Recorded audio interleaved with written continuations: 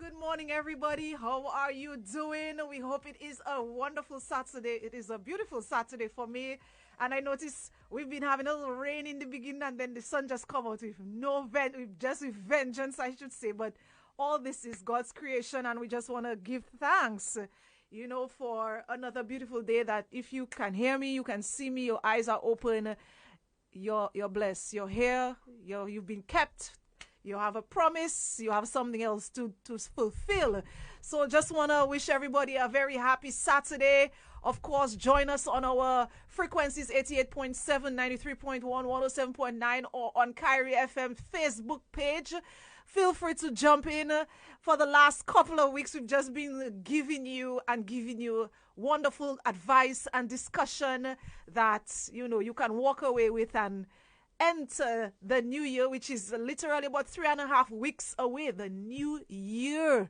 Yeah, the new year 2022. We're just asking for, good health so we can see that new year. So, all right, we're going to take a word from our sponsors and then we will be back to speak to a doctor, but not, the doctors we're accustomed to. This one, she specializes in a different area. Yeah. But she's going to tell us about building, that type of doctor. All right? Somebody who can really give us a little bit of advice as to where to go if we are, planning to build that dream building or home. All right? So we will be back with a very beautiful, intelligent, witty young woman. And I think her wit is the best of it, yeah? All right? So we will be back. Going to take a word from our sponsors.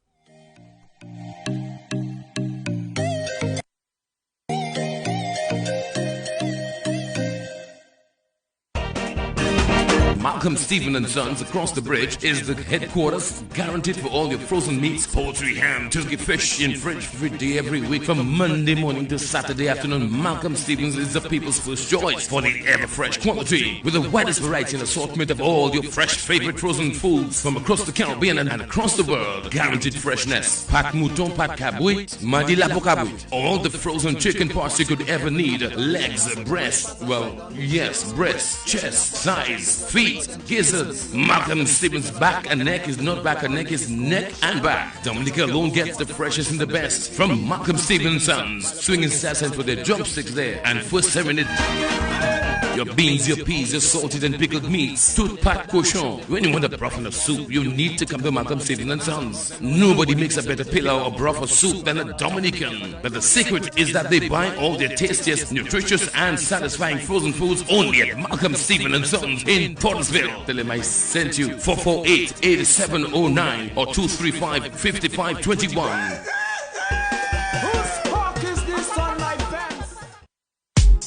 Pure, crisp refreshment. Caribe Hard Cider.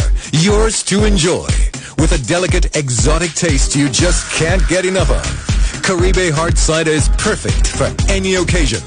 Crafted with champagne yeast, it's an all-natural, gluten-free blend that'll keep you coming back for more.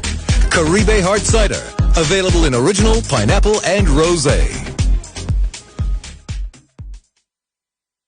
I find the skin of my house has a disease called pentapes, has to do with paint. What are the symptoms? Symptom, well, it's as if somebody guaffiate and the gloss-free has departed from it. You have come to the right place and the right brand. Do it best quality paints. There are two types.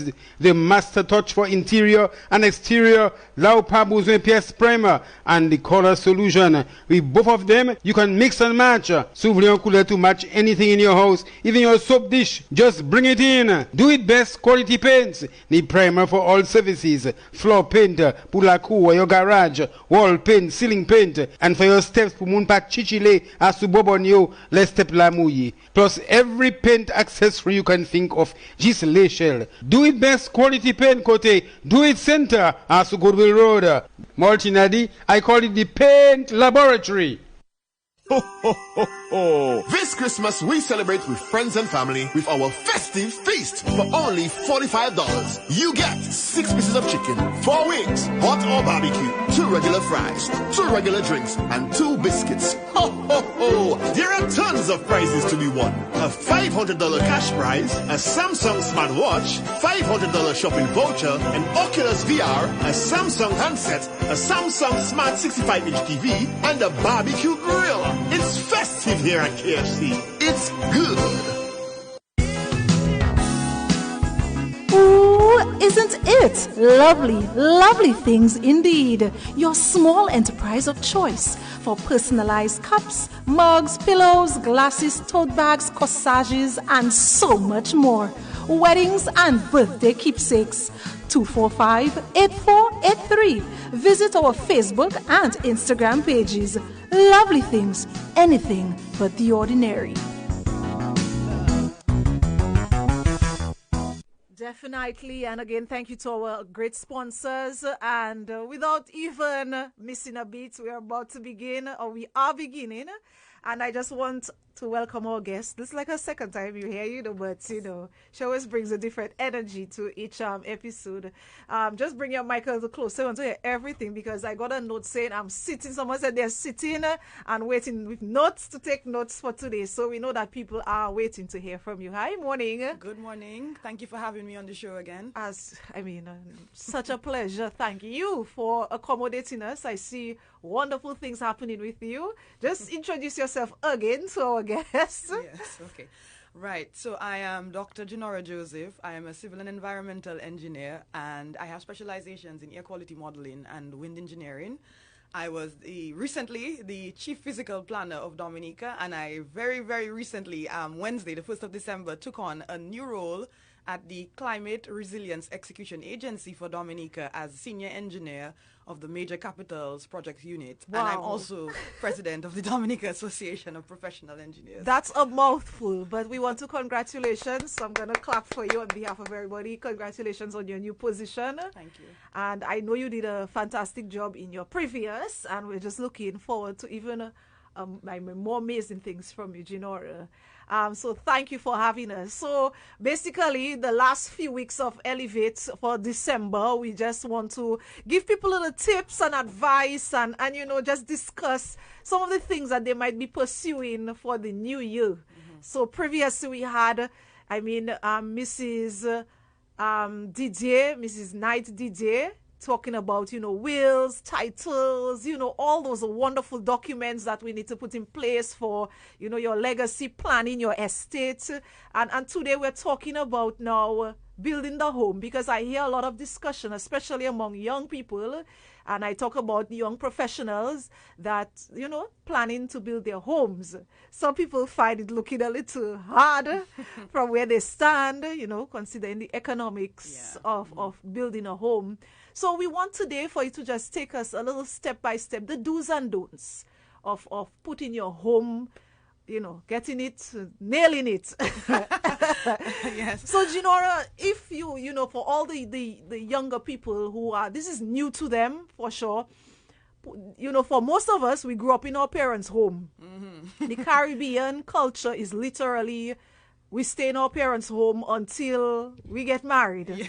And if it's not that fortunate, mm-hmm. if that's not the route, I should say, some people they might just acquire their mm-hmm. family home. So building is not something, the process is not for them. But what about those starting from scratch? Tell us what happens in the beginning. I hope this morning, what I would like is for me to be able to transmit some messages, not just for first-time homeowners. Okay. But hopefully we have some builders who are listening, and those practitioners in the construction fraternity who are also listening, because I think, the whole process of building, it is something that involves a lot of different people and different players, the financial institutions as well. Yes. But I really want home builders who see it as a very daunting process to take away some useful tips that they can use to start to plan their process and make sure that they get the best out of it in the end. Right. So what's usually the first step? I'm thinking you have to get the land. what is the advice in terms of choosing the best plots? So I would say, from my experience as chief physical planner, the very first thing that you need to do is to make sure that your land is in an area that is low hazard.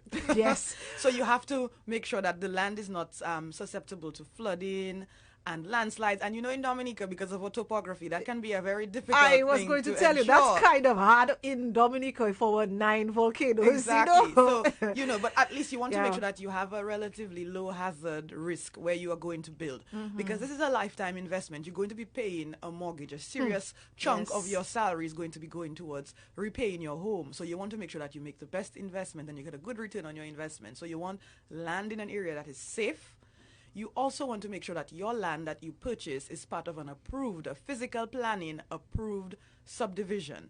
Because at physical planning, when we used to see people come in, they purchase a piece of land from somebody, they just hatch it off from a bigger piece and they get a title, and that's fine, and they feel that, okay, we should just be able to build. But the idea behind making sure that your lot is part of a subdivision is that you have the infrastructure, you have the roads, the utilities available. It has been planned out in an orderly way so that when you start building and when you start living on your property, you do not encounter problems with poor drainage, Right. lack of good roads, and all of those things. So it's important to first identify where there are approved subdivisions and to purchase your lot from an approved subdivision. So would you advise that person come to you all? Do you have officers that can go out and look at the land before you even purchase? Yes, so at physical Okay. planning, there's a land use division, a subdivision in physical planning that deals with land use. So you Right. can get them to check to see what the type of land use is in an area, whether it's agricultural, residential, and so on. They can check for hazard susceptibility because physical planning has a whole database of hazard maps that they can use to reference the hazard. And also we have subdivisions at physical planning that are published, the approved subdivision, so you can check to see whether or not a lot falls within an approved subdivision. And I Okay. must say that the financial institutions are providing physical planning with a great help because Okay. they are requiring that people who approach them for a mortgage, for a land loan, provide proof that the land belongs to an approved subdivision. So the first step Good. is getting the land matters Alright. secure. So that collaboration is important. It is, right? certainly is, yes. So okay, so you've identified it. It's low hazard, or yeah, Yes. maybe. Oh, and I'm sure when she says low hazard, you also think of rivers, watersheds. Yeah, for sure, yes. Yeah, so we're looking at making sure that you are away from a floodplain. It's Tough, difficult. It's tough, tough because we tough. have 365 rivers, and we Yes. also know that we have these ravines that become rivers Yes. during heavy rain. So Yes. it's difficult, but you have to. All of these things, the topography of the land, and all of that will help you Yes. and your professional who is assisting you with the process to identify what the hazards would be for your given lot. Good. So approved, stamp of approval comes. What's the next step that you'd advise? Where would you send this person next step? Okay, so the next step. So I think one of the things that has to happen as well is you have to know what you can afford. So you need to have a discussion with your financial advisor at one of the institutions, the financial Right. institutions. Know what your salary can actually afford, because that Yes. will determine what size of house, which types of professionals you have to engage in your Yes. design process. So you need to know what your budget is for So the you house. cannot go for what they say, you cannot have champagne dreams on a bare budget. Yes. So if you know, or I should say a Hennessy dream, because that's one of the expenses, you cannot go thinking out a 6-bedroom and a 5-bedroom and you really can't afford it. You cannot eat, Yes. And that saves you a lot of expense and delay as well, because you don't want to be designing this dream home that you cannot afford, and then you have to go back and pay your professionals to redesign or to scale down to suit your budget. So you want to make sure that you know how much you are designing to in the first instance. Okay, you spoke about design. I guess that's usually the next step. You put a plan together. What is some of the advice you give? You can tell in terms of telling a young person going to their draftsmen or their architects and so forth. I would say that the first thing you need to do is identify a competent professional who can provide you with the architectural layout of your building. Right. So I say competent because obviously, we have a lot of people who are entering the profession, and some are at different stages of competence. So it is good to make sure that you have somebody who comes well recommended to provide Yes. you the type of building that you want, Right. the designs for the building. Yes. So, and the others, so you will probably involve in that process and architect or a draftsperson, depending on the complexity of the structure. If you're going to have a more complex building, something that is more, out of the box, not a regular rectangle, you should probably engage an architect for that design. Okay. And then you need to also engage an engineer for your design. Now, some designs may not necessarily, because they're routine construction, they use the routine size, the members that are conventionally used. You might not necessarily need an engineer. Right. But if you're going for something more complex, I would say certainly get an engineer on board, because the engineer will give you guidance in terms of the structure. They will design the structure. But also, because the engineer is designing, what the engineer can do is save you costs in areas such as the foundation, in the structural frame. So they make it more efficient than if, say, somebody who doesn't have that structural expertise is drawing your plans. They might go with bigger members than you need. So you spend more money in your construction. So you might pay more to have an engineer in your design team, but you end up saving in the construction process because it is a more efficient design. Okay, you see, guys, it's not just put up, and you draw draw a box on a piece of paper and say, let's go. It's really complex. And can you give us a ballpark figure as to how much it takes to get these plans drawn up and so forth? So I would say, again, it is not something that is a fixed value, because it depends on the complexity, the size of the structure. So most professionals in the design stage would charge by the square footage of the type of house that you want to do. Okay. But if you're going for a simple 2-3 bedroom house, I would say you need to budget about anywhere from about $5,000 to $7,000 to get the designs done up front. So that's for a simple house. If you're looking for something that's more complex, you're looking about $10,000 to $15,000 to get all the design and everything. And you have not even gotten the mortgage yet, guys. So imagine that. That does not come in the mortgage price. That is your little investment first. All right. And then that is how much time. I mean, I guess people take different time and like different things, but how many visits with your engineer or your architect, in terms of getting, that final detail completed? Well, I would say from some of the professionals that I know the process. Usually, the first stage is basically you telling your professionals what you want, your architect, your draftsperson, what it is that you want. I want a 2-bedroom house. I want baths here. I want my walk-in closet. Yes. I want these things included in my building. Yes. Then there is, of course, the visit where you show them the site. Yes, and that is important. You provide them with the documents, for example, your survey plan, which shows where your boundaries are. Right. They go to the site to see what the topography is like, where the road is, where the access road, and so on. So there is definitely, so your process should certainly include a site visit. When you start building your home and you've already purchased the land, you should be having a site visit with your professional. So your professional should be visiting your site to see what the constraints are on the site. At least once and for a good amount of time. Yes. Not this passing thing, right? Right.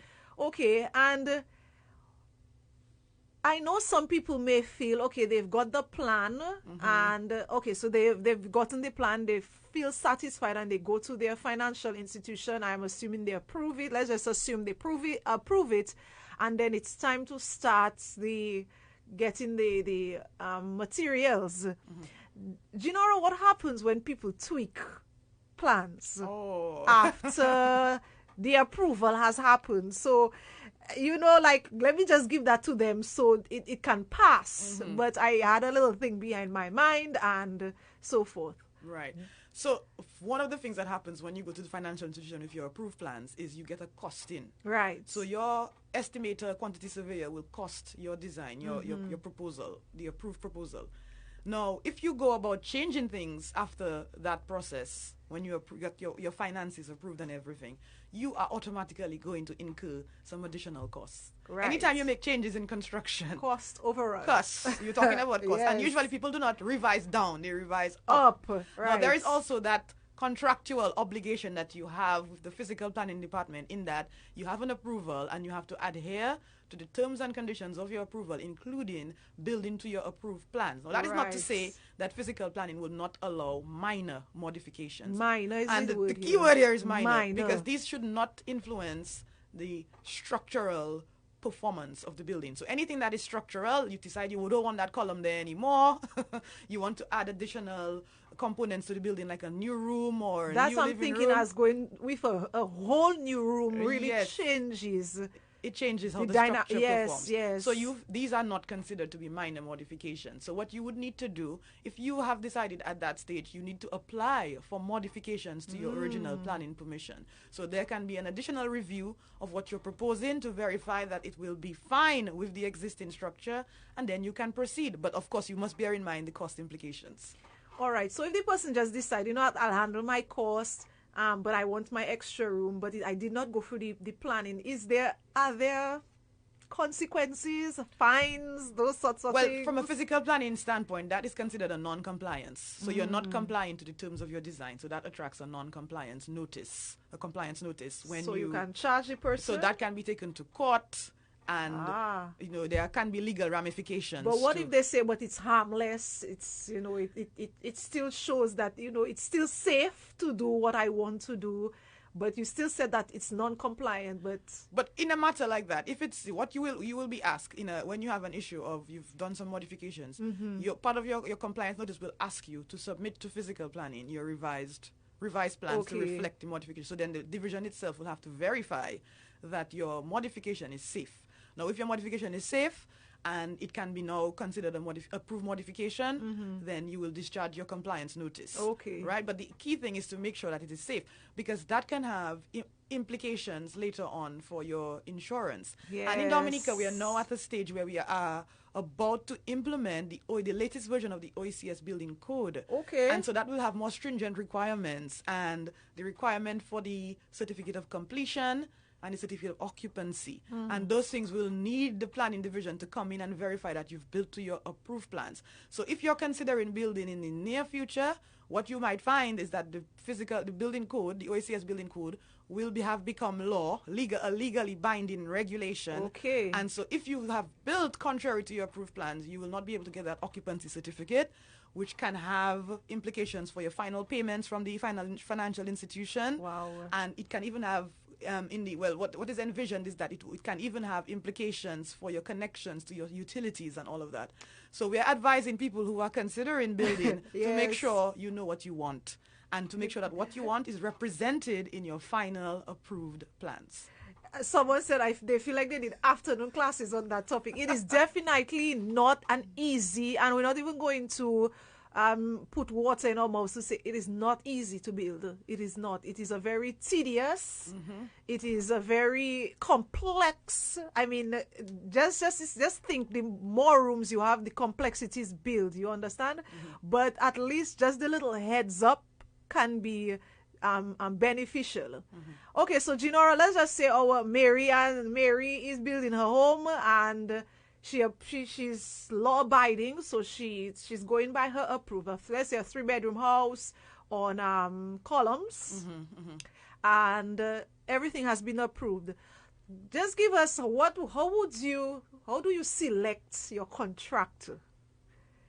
And think about, like, if you personally were your building, and let's just say you're not an engineer. Yes, so I would want somebody who comes highly recommended. Yes. I really would want somebody who comes highly recommended. So I would not just be selecting somebody who says, I can build this for you. Yes. So a lot of times we look at who does it cheap, at the cheapest cost. Yes. So the bank has said, okay, I can give you a loan of $300,000. And this guy said, I can build a house for you. You just pay me $50,000 for my labor. This other guy says $100,000 and so on. And you're like, wow, I'm going to go with $50,000. Who doesn't want to save money? But I think it is more important to have somebody who is competent, because one of the things that we have to bear in mind is you're not using magic to build your house. Correct. You are building a house. So there is a lower limit and an upper limit to what it's going to cost you.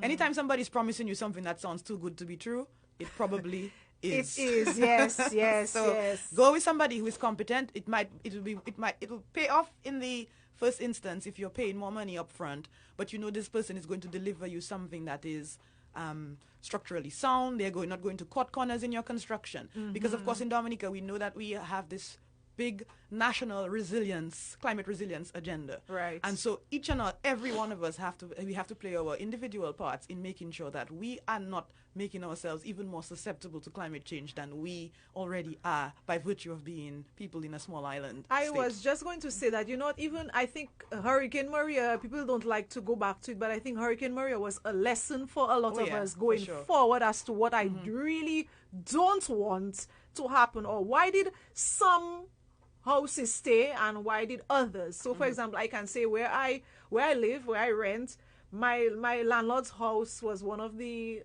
houses on the entire street that was unaffected roof-wise, and you get a little water and those sorts of things. But so I say, wow, I mean, I was telling him, you did a great job on your home. So you say, what happened to this house, and why did this one collapse, or that sort of thing? So some people are probably asking, okay, who was the person who did your house, and how comes? Or we don't want to assume that because somebody's house got damaged, it wasn't built properly. Although a lot of people say they saw flaws in their homes. Yes, Maria showed a lot of flaws that probably contractors. People are saying that they thought that their contractors really maybe cut corners somewhere. Corners, and they really paid for it in the end. So so let's talk about, okay, so let's say someone said, you get referrals, you get your person of choice. Where do we go from here? Okay, so you get referrals, you get a person of choice. Your person of choice must also be able to read your plans and adhere to your plans. Not just read it properly, but adhere. They must know that if your engineer has specified a certain size of steel, a certain size of column, a certain size of beam, I'm going to do it exactly as it is. Even if the homeowner might say, well, I haven't thought of it, I don't want that column there because I want my living room to be here. No, your builder has to be somebody who says to you, look, I am following your plans. And I'm going to give you what your engineer has certified. Right. And I'm not going to deviate from that. They're going to also ensure that your material quality is good. So concrete does not have too much water in it. Your concrete strengths, usually your plans will come with specifications for the construction materials. So based, not to trip you, but let's just understand that your contractor has to be like a tough parent. Yes. That needs to put down his or her foot at, to say yes or no when it needs to be said. Yes? And your contractor must also be somebody who can manage your project. Yes. Because you don't want the contractor coming and the concrete truck is coming to deliver your concrete, or you come on site, there's nobody working, the dry days are passing and no construction is happening, and then you're going into the rainy season when construction is more restricted because of weather conditions. So he has to be somebody who's organized. He comes to site on time. He leaves, gives you a full day's work. He reports to site. He has the appropriate staff in, because one person alone cannot do it. So he needs masons, he needs carpenters, everybody. He has the contacts, and he has the people on site when they need to be there. Okay, we want to take a break. I know I see some people already starting to discuss on our thread. Very happy for that. Remember, you can call and ask her questions. She knows, she has seen it all. She's seen those plans before her, and she can really definitely give you some good advice. So we will be right back. We will be right back with our sponsors. If you have any questions, please do not hesitate to indicate on our thread and to call in, all right? Because this is, as she said, it is a life investment, and you do not want to joke about it, all right? It's not something you can return to the shop, and that mortgage will be with you forever, all right? So let us just take a break, and we will be right back. Malcolm Stephen and Sons across the bridge is the headquarters, guaranteed for all your frozen meats, poultry, ham, turkey, fish in fridge every day, every week. From Monday morning to Saturday afternoon, Malcolm Stevens is the people's first choice for the ever-fresh quality, with the widest variety and assortment of all your fresh favorite frozen foods from across the Caribbean and across the world. Guaranteed freshness. Pat mouton, pat cabouit, madi lapo cabouit. All the frozen chicken parts you could ever need. Legs, breast, well, yes, breast, chest, thighs, feet, gizzards. Malcolm Stevens' back and neck is not back and neck, is neck and back. Dominica alone gets the freshest and the best from Malcolm Stevens' Sons. Swinging sassans for their drumsticks there, and first serving it. Your beans, your peas, your salted and pickled meats, tout pat cochon. When you want a broth and a soup, you need to come to Malcolm Stevens and Sons. Nobody makes a better pillau or broth or soup than a Dominican. But the secret is that they buy all their tastiest, nutritious and satisfying frozen foods only at Malcolm Stevens and Sons in Portersville. Tell them I sent you. 448-8709 or 235-5521. Ho, ho, ho, ho. This Christmas Christmas we celebrate with friends and family with our festive feast. For only $45, you get 6 pieces of chicken, 4 wings, hot or barbecue, 2 regular fries, 2 regular drinks, and 2 biscuits. Ho, ho, ho! There are tons of prizes to be won. A $500 cash prize, a Samsung smartwatch, $500 shopping voucher, an Oculus VR, a Samsung handset, a Samsung Smart 65-inch TV, and a barbecue grill. It's festive here at KFC. It's good. Pure crisp refreshment. Caribe Hard Cider. Yours to enjoy. With a delicate, exotic taste you just can't get enough of. Caribe Hard Cider is perfect for any occasion. Crafted with champagne yeast, it's an all-natural, gluten-free blend that'll keep you coming back for more. Caribe Hard Cider. Available in original, pineapple, and rosé. Maze Multinale could do it center vekidio. I find the skin of my house has a disease called pentapes. Has to do with paint. You might what are the symptoms? Ele symptom, well, it's as if somebody guaffiate and the glossary has departed from it. You have come to the right place and the right brand. Do it best quality paints. There are 2 types. The Master Touch for interior and exterior, Laupa Besoin PS Primer, and the Color Solution. With both of them, you can mix and match. Souvenirs couleur to match anything in your house, even your soap dish. Just bring it in. Do it best quality paints. The primer for all services. Floor paint, pulaku, your garage, wall paint, ceiling paint, and for your steps, pumunpa chichile, asubobonyo, les step lamouyi. Plus every paint accessory you can think of. Just lay shell. Do it best quality paint kote. Do it center. Asu Goodwill Road. Multinadi. I call it the paint laboratory. Ooh, isn't it? Lovely, lovely things indeed. Your small enterprise of choice for personalized cups, mugs, pillows, glasses, tote bags, corsages, and so much more. Weddings and birthday keepsakes. 245-8483. Visit our Facebook and Instagram pages. Lovely things, anything but the ordinary. All right, and we are back with a very, very engaging discussion this morning. And Junora, just before we took our break, a question came to mind where I was going to ask. I know of a friend who built her home, and she said she went to buy the material because she wanted to have some control over her money. So she said if they need 2 nails, she would buy. Because I think the cost of labor and you really want to make sure that this budget can stretch as it has to, and you will cut corners by doing certain things differently. Most people can just say, okay, look the money and do what you have to do. Those are, and there's some people who want to be involved in the process.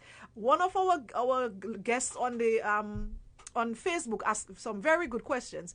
What legal consequences, if any, can a homeowner take if a contractor does not deliver plans at a specific time, if the builder or contractor does not complete a project on time? Are there laws protecting the homeowners? Okay, well, the first thing that needs to happen before you even give your contractor, your builder, or any professional your money is you need to ensure that you have a contract in place to protect you. So your contract will have terms and conditions. So say that you draw up that contract. So you can get a legal professional or somebody who is a professional in contract drafting for construction projects to assist you with preparing a contract. Right. Now the contract would set out the key terms and conditions of the engagement between yourself, your building professionals, your contractor. Now it will tell you under what conditions you can terminate, under what conditions you can have penalties to your builder. And it will also include things that the builder can expect. If, for example, you catch a VAPS and decide, I no longer want to build this house, and the builder has committed to starting construction or something. So all these things, there will be terms in your contract that will protect you, will tell you what quality you expect to get from the final construction. So I always say, start off the process with a contract. And so if any term on that contract is violated, you can seek legal redress. Okay. And it can even have the penalties, the fines if the building is not delivered on time. Anything that you might have to retain if or have clauses that will force the contractor to make good if there is a defect in the building and all of that. So contracts definitely start off with a contract. Is that common in Dominica though? No, a lot of our things in Dominica is a sort of verbal, agreement. Yeah, I have some money. Cannot hold water in court. Exactly. I mean, there is some expectation that the person will perform. Yes. But still, you want a contract which sets out very explicitly what the agreement is between yourself and your builder. Right. So, this is important. And if we recall, we go back to Mrs. Didier's sessions, that is important. You need to have these things. Documentation you cannot go back on that, all right? Yes. And witness and so forth. So, very good. So our listeners, this is important. When you're building, make sure you have a contract with your contractor or your whoever is doing this for you so that you can hold them accountable. And they too can hold you accountable. You should also be a good also a good client. Yes. All right. Jinora, where would you advise where's the best places to build in Dominica? Safe. If you want to use that Dominica word. is a very interesting island in Yes. that, our island is beautiful, it's breathtaking, but because of that beauty and that dramatic topography we have, and we are also a volcanic island and we were situated in the Caribbean, we are susceptible to certain hazards. So we know already that we have our our volcanic risk. Yes, we have 9 volcanic centers in Dominica. And then we're also prone to earthquake hazards as well, as we saw some years ago in Portsmouth. Yes. Hurricanes for sure. Maria has taught us that. Flooding, landslides, all of these things, coastal, storm surge and all of that. And now with climate change, we're talking about sea level rise. So tsunamis. So low-lying areas are prone to issues with sea level rise and so on, coastal flooding. Now, in general, when we look that means all of us just, we just, everybody, you just have to wame your boat. But having said that, when we overlay all our different hazard maps in Dominica, we can see areas that are emerging as low hazard. Right. And so we're seeing areas such as the Salisbury-Warner area, which is why these areas have a big boom in construction. Yes, I realize. So these areas are quite, when we look at the hazards, they seem to be in areas that are generally safe compared to the rest of Dominica. The northeast is also somewhere that is, when you look at the hazard map, so it's the Marigot. We're talking Marigot. We're talking Calibishi. Well, Calibishi has its hazard because it's so low lying. Oh yes. So it's sort of some areas of Calibishi, especially along the coast, are somewhat below sea level. So you have flooding issues in Calibishi and it's tsunami risk as well. Yes. But we have areas in the northeast, Londonderry, Woodford Hill, and Marigot and so on, where these are generally low hazard lands and the topography is also quite favorable. Okay. So these are areas that people can consider. Of course, what if people want to consider? A lot of people don't want to go too far from the area that they know as home. So if you're living, like myself, in Bellevue-Chopin, you probably want to build in Bellevue-Chopin because this is where you consider to be home. Yes. But we have to bear in mind that we have the volcanic hazards and we have the hazards due to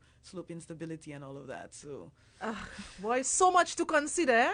So much to consider. Yes. All right. So then, so we've moved where we're starting the building process. Can you just give us some little do's and don'ts as the house is being built? Okay, so do's and don'ts as you're building your house. Now, I know some people, I think I saw a question in the thread where somebody was asking, should I go with a labor contract or should I go with something that is full works? Okay. Now, either one of them can work as long as you've prepared your contract to suit. So if you're providing your contractor with a full contract where he has to source the materials, then he has responsibility, he has liability to make sure that the materials he purchases meet the specifications of your drawing. Right. So he is responsible for making sure you have good quality concrete, good quality steel, nails, the appropriate everything, length, all nails of that. And those things. If you are taking on the responsibility of providing your materials to your contractor, you have taken on the liability with material quality.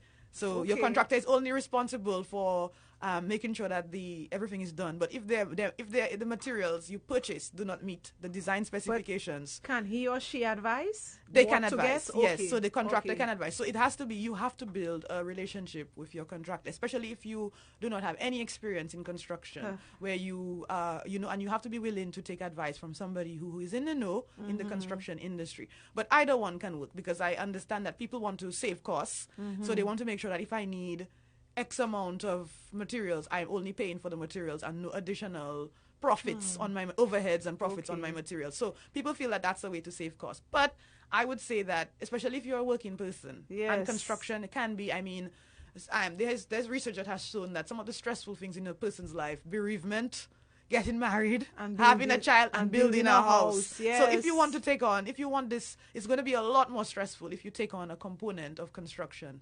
So I would say a labor contract, if you can devote your time to that during construction, to making sure that you have the materials available on time so that you do not delay the contractor's work program.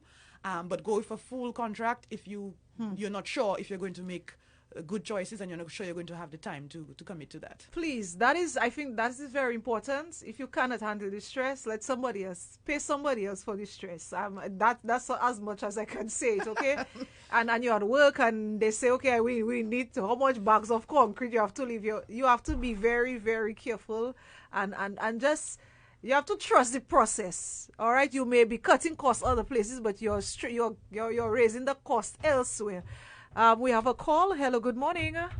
Morning, Andrea. Hi, Good morning. I have a question. Yes, go ahead.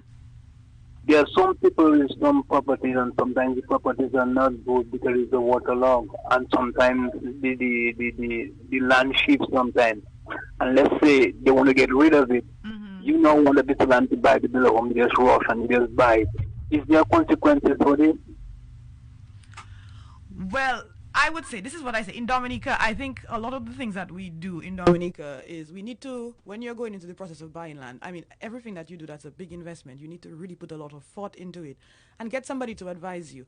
Get somebody to come and look at the land and tell you what are the problems. So if there is water logging on the land, you might not see it for yourself because all you might see is a nice flat piece of land. Because they might take you on a dry day. Yeah, and somebody showing you a piece of swamp which is dry, and you're like, oh Yes. wow, this is nice flat land, and you can just imagine the dream home, but the soil conditions are poor. Yes. So when you're making choices about land, you can take with you a professional who can tell you, okay, this area is swampy. My experience with this area is that it can be waterlogged. So you need to make Yes. sure that you're not just making those decisions all by yourself.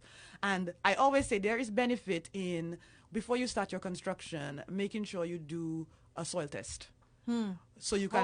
How does that go about? Right. So usually your engineer will advise you, and that's why one of the reasons I advocate for having an engineer on your project, because your engineer can advise you to have a soil test done, and that usually is a process where you pay a fee at the government materials laboratory it's in Pottersville, near Yes, where the old Public Works yes. building, and they will go onto your site, and what they will do is they will look at the soil, check the water content, check things like bearing capacity to see what kind of loads the soil can support, and your engineer will be able to design to whatever conditions are existing on your site. Now, bear in mind that the weaker the soil, the more waterlogged the soil is, the more complex your foundation is going to be.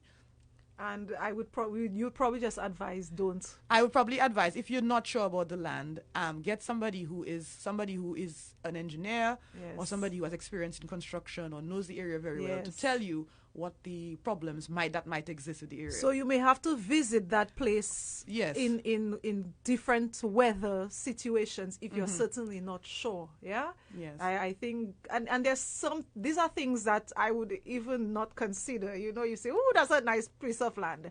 So yes, Ginora, I mean the boy time is flying, but let us continue. So you were saying that some of the do's and don'ts of Okay. as the building is going It's going up. Okay, so we want good quality concrete. So that's some of the things that your builder would regulate, the quality of the concrete.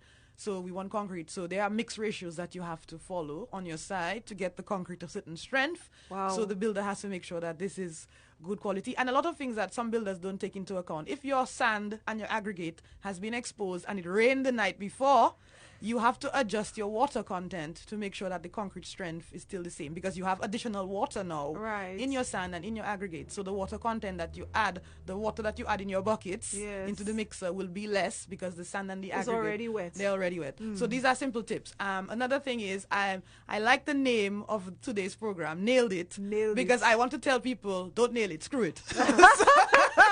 So yes, because I say your building is only as strong as the weakest point. So you advise. So I'm advising in your no- construction, in your roof in particular, if you're using a timber framed roof, a galvanized roof, you use screws instead of nails. Okay. Okay. We have another call. Hello, good morning.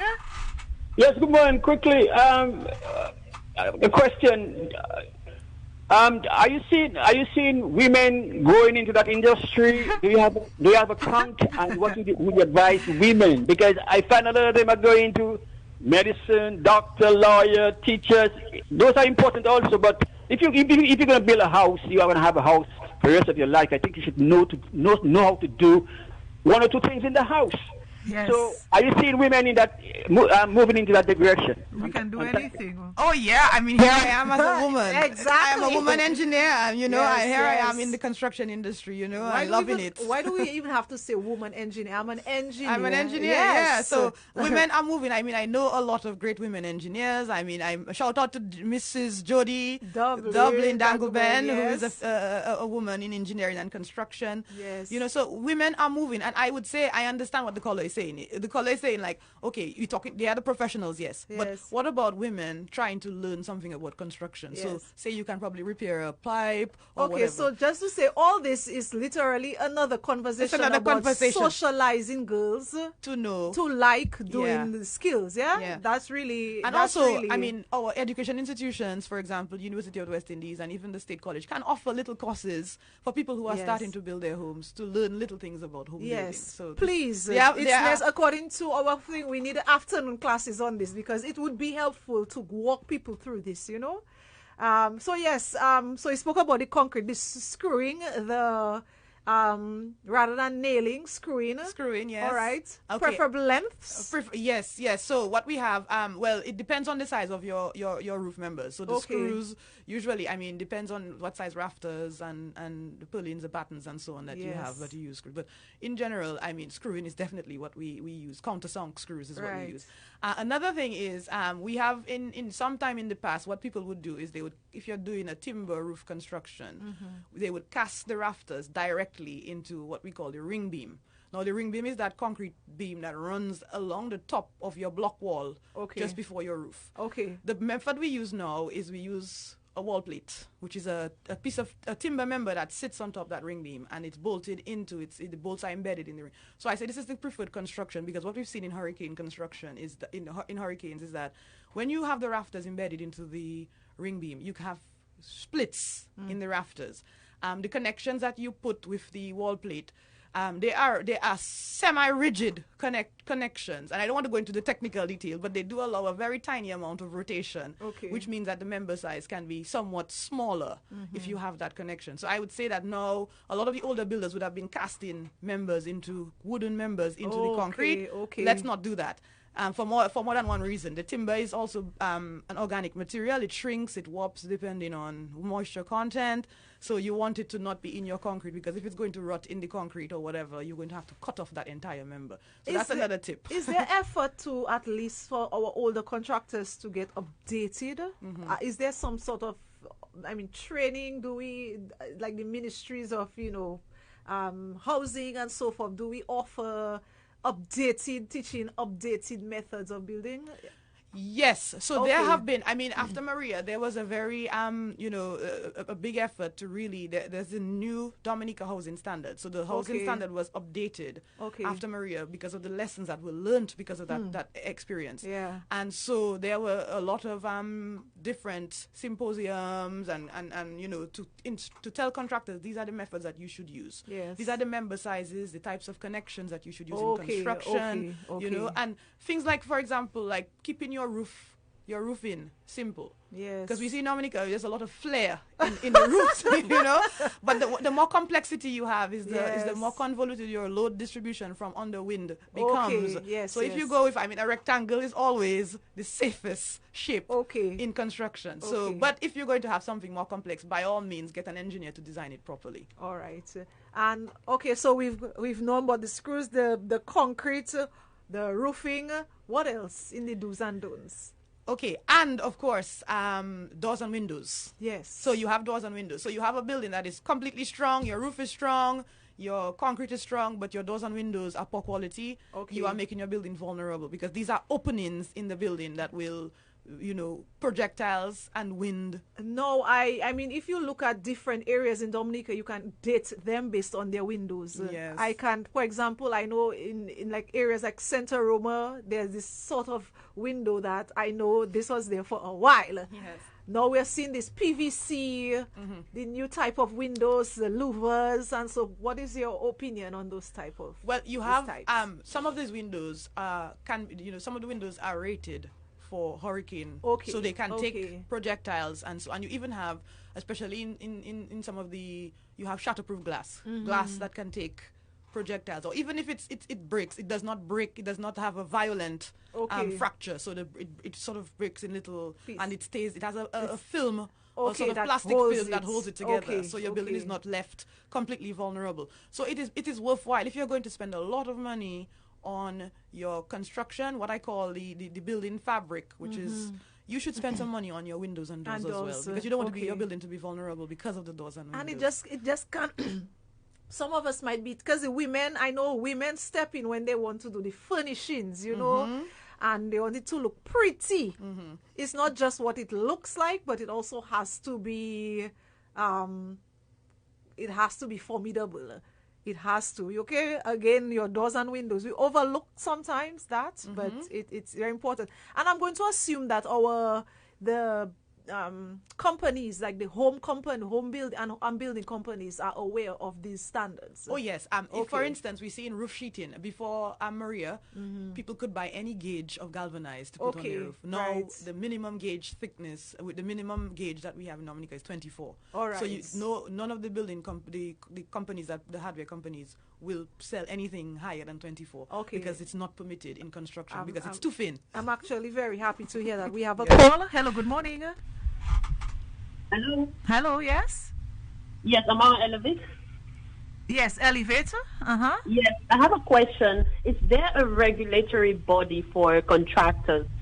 In other words, usually what you do is you get different opinions. So who kind of regulates this for you? How do I know that what a contractor says is right or is true? Is there a regulatory body? Okay, thank you. We have a regulatory body, the Board of Engineering, for engineers, because it is recognized the engineers make decisions that affect the structure. So there is certainly a regulatory body for engineers.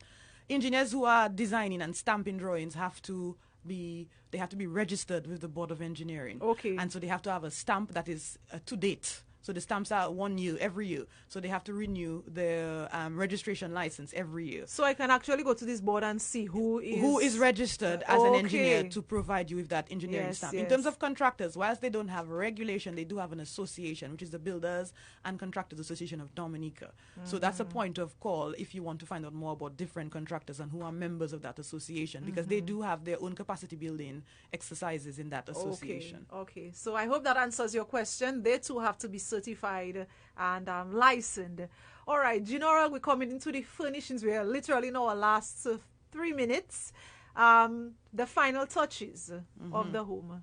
Final touches of the home. So you've built a house, and it is your windows, your doors, your roof, everything has been done properly, and you're happy. No, you must not neglect your landscaping and your surroundings. So you need to make sure that you have the drainage is done properly, because of course if you have any problems with stagnant water, or you can have vectors, health issues. And also if you have water sitting near your foundation, you can have problems with that as well. So it's always good to always make sure that in your budgeting, you budget some of the amount for your yard. Yes. You don't want to leave accumulated soil there. Especially like the waste soil. You want to cut that away, and you want to make sure that you have, drained your site properly, so that water is not, sitting on your land. So it's always good to make sure that you have pay some attention to your landscaping. And I see now there is a big thrust towards renewable energy, and that is all part of our, becoming resilient and, energy efficient and so on. So it is something to consider in your construction.